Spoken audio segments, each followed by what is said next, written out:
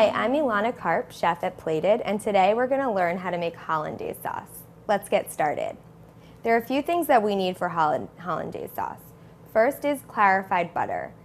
This is butter where the milk solids have been scraped off the top. Then we need a bain-marie.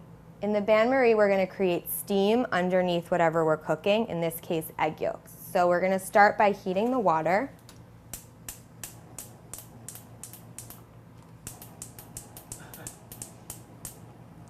And you don't want it to be too hot, just a gentle steam. While that's going, I'm going to combine the egg yolks in this bowl, the little bit of lemon juice, and a little bit of water. I'm just going to whisk that to combine. So as soon as this starts creating steam, so it's starting to feel a little warm there, so we can get started.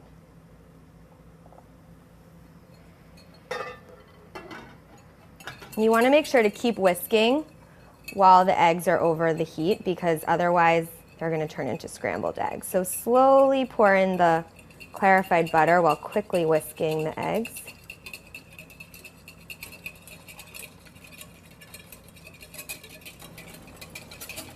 And here we have about 2 egg yolks and about 2 sticks of clarified butter.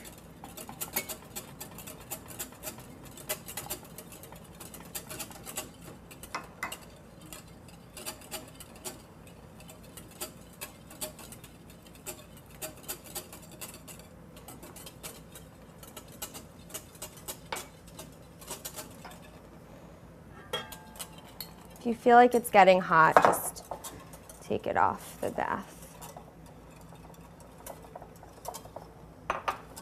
Put it back on just to cool it down. For the last bit, I'm just going to pour it because I can't fit the ladle into the bowl.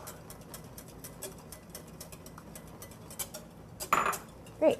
I'm going to turn off the heat, take it off the heat, and then I'm just going to add in a pinch of cayenne pepper.